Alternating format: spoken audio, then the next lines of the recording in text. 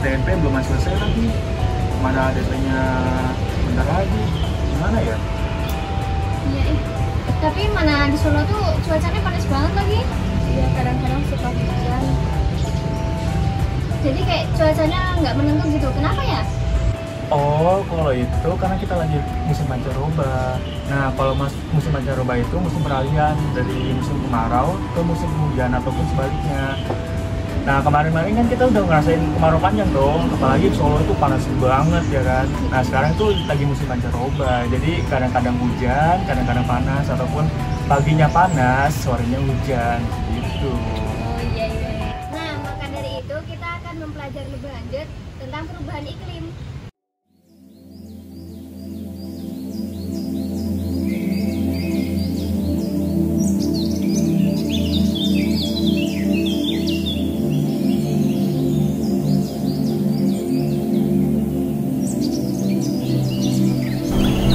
Selamat datang teman-teman. Kita akan menjelajahi keajaiban Indonesia dan berbicara tentang sesuatu yang sangat penting di negeri ini, yaitu perubahan iklim dan cuaca di Indonesia.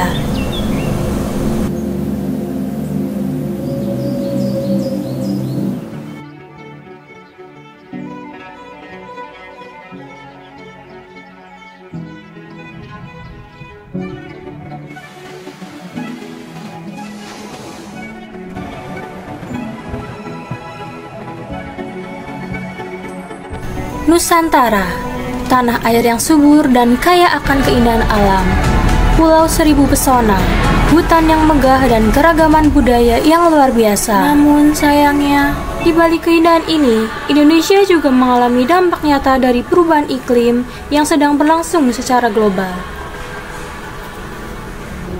Perubahan iklim telah mencapai fase darurat iklim. Dampaknya semakin nyata. IPCC melaporkan kerusakan iklim akibat aktivitas manusia terjadi lebih cepat dari yang diperkirakan. Indonesia termasuk paling rawan menjadi korban perubahan iklim, sehingga Jakarta bakal kehilangan mahkotanya sebagai ibu kota. Perubahan iklim adalah ancaman besar bagi kemakmuran dan pembangunan global.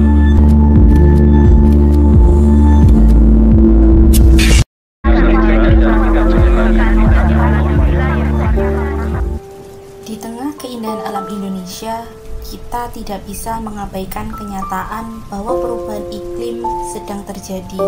Iklim dan cuaca kita mengalami transformasi yang memerlukan perhatian bersama. Dari pegunungan yang tinggi hingga lautan yang luas, kita menyaksikan dampak nyata perubahan cuaca dan iklim di Indonesia. Suhu yang meningkat, cuaca ekstrim yang semakin sering, dan kenaikan permukaan air laut ini semua adalah sinyal-sinyal perubahan yang tidak dapat diabaikan. Data dan fakta menunjukkan bahwa Indonesia bukan hanya menyaksikan perubahan cuaca, tetapi juga dampak langsung terhadap mata pencaharian, ketahanan pangan, dan kesejahteraan masyarakat. Banjir yang melanda, kekeringan yang mengancam,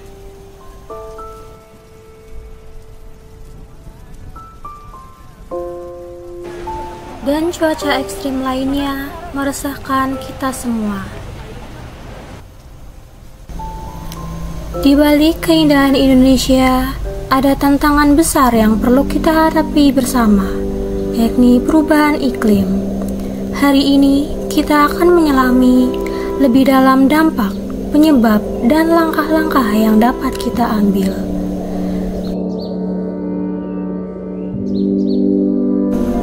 Tujuan video ini bukan hanya untuk edukasi memahami, tetapi juga untuk menginspirasi tindakan nyata.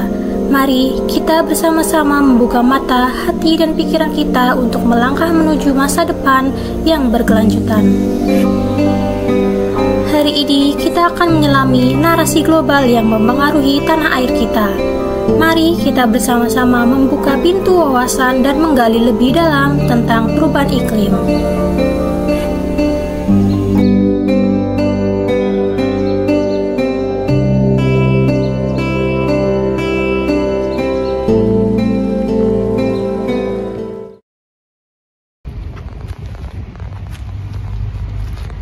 Iklim merupakan kondisi atau keadaan rata-rata cuaca pada suatu daerah yang cukup luas. Iklim sendiri ditentukan berdasarkan perhitungan waktu yang mencapai 11 tahun sampai 30 tahun. Misalnya di Indonesia memiliki iklim tropis. Apakah iklim tropis tersebut? Iklim tropis merupakan iklim dengan rata-rata suhu di atas 18 derajat dan memiliki curah hujan yang cukup besar selama setidaknya setengah tahun.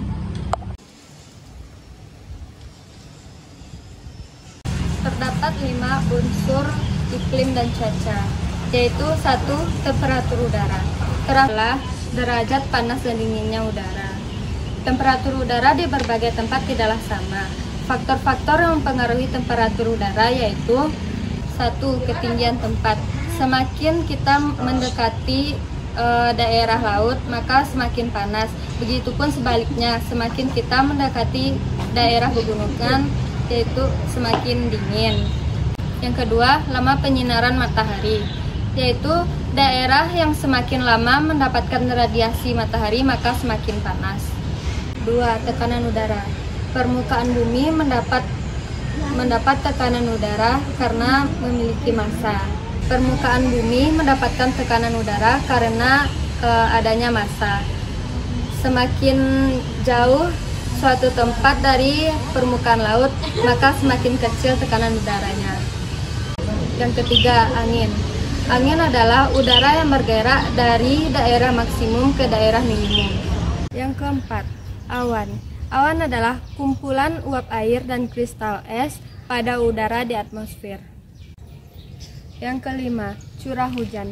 Kandungan titik-titik air pada awan yang semakin lama semakin tinggi. Apabila awan sudah tidak bisa menampung lagi titik-titik air, maka akan dijatuhkan lagi ke permukaan bumi dalam berbentuk hujan.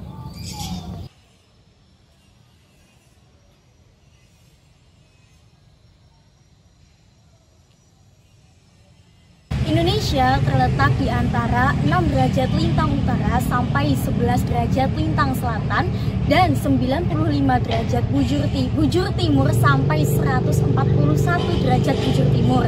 Letak astronomis ini menyebabkan Indonesia berada di daerah iklim tropis. Kondisi iklim di Indonesia berdasarkan unsur-unsurnya.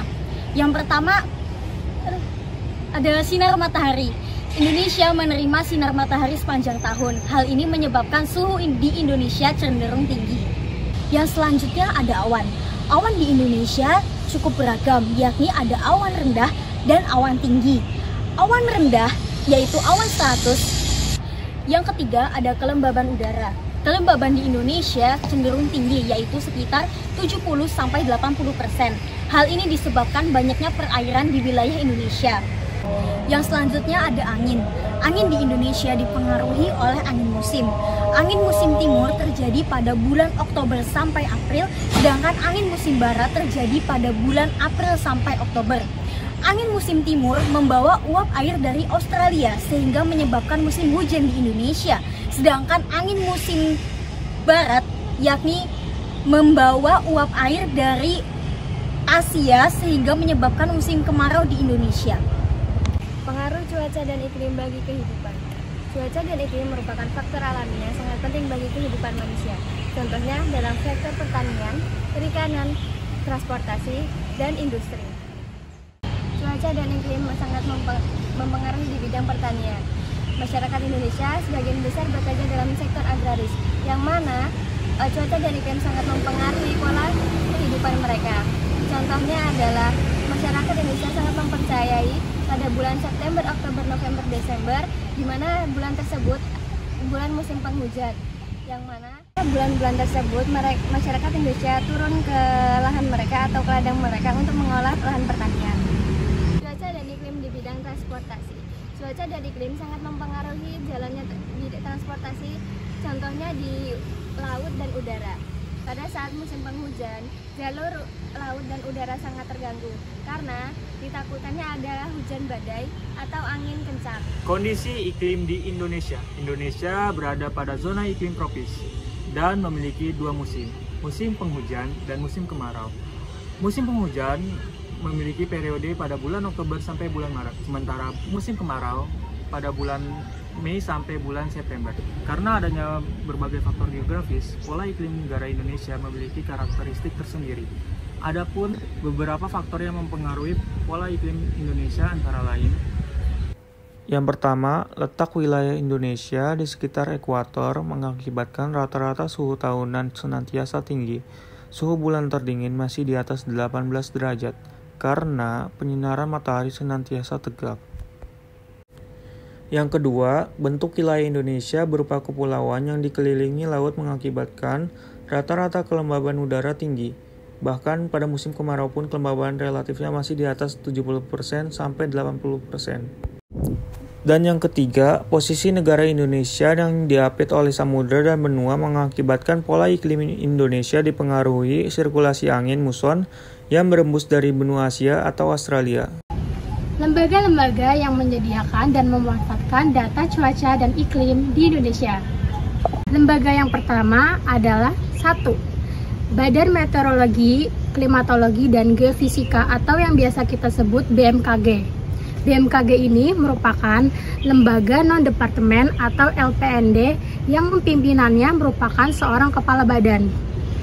Kantor BMKG berpusat di Jalan Angkasa 1, Kemayoran, Jakarta Pusat. BMKG sendiri memberikan informasi tentang cuaca, iklim, gempa bumi, dan potensi adanya tsunami di Indonesia. BMKG mempunyai tugas yaitu melaksanakan tugas dari pemerintahan di bidang meteorologi, klimatologi, kualitas udara, dan geofisika sesuai dengan ketentuan perundang-undangan yang berlaku. BMKG mempunyai fungsi meliputi perumusan kebijakan, koordinasi, observasi, pengolahan data, pelayanan informasi, serta peringatan dini terkait klimatologi, meteorologi, dan geofisika. Yang kedua, ada Lembaga Penerbangan dan Antariksa Nasional atau yang disingkat dengan LAPAN. LAPAN sendiri merupakan lembaga pemerintah non-kementerian yang melaksanakan tugas penelitian dan pengembangan kedirgantaraan dan pemanfaatan di Indonesia. Ada 4 bidang utama LAPAN, yakni yang pertama penginderaan jauh, yang kedua teknologi dirgantara, yang ketiga sains antariksa, dan yang keempat kebijakan dirgantara. LAPAN mempunyai tugas yakni melaksanakan tugas pemerintahan di bidang penelitian dan pengembangan kedirgantaraan dan pengembangannya, serta penyelenggaraan keantariksaan sesuai dengan undang-undang yang berlaku. LAPAN juga memiliki fungsi utama seperti penyusunan kebijakan nasional, penelitian sains antariksa, teknologi penerbangan, dan penginderaan jauh. Demikian video pembelajaran ini kami buat, semoga bermanfaat untuk teman-teman semua. Dan sebagai generasi milenial, kita harus menjaga planet bumi kita ini agar bisa berkembang untuk berkelanjutannya. Burung Cendrawasih, cukup sekian dan terima kasih. Wassalamualaikum warahmatullahi wabarakatuh.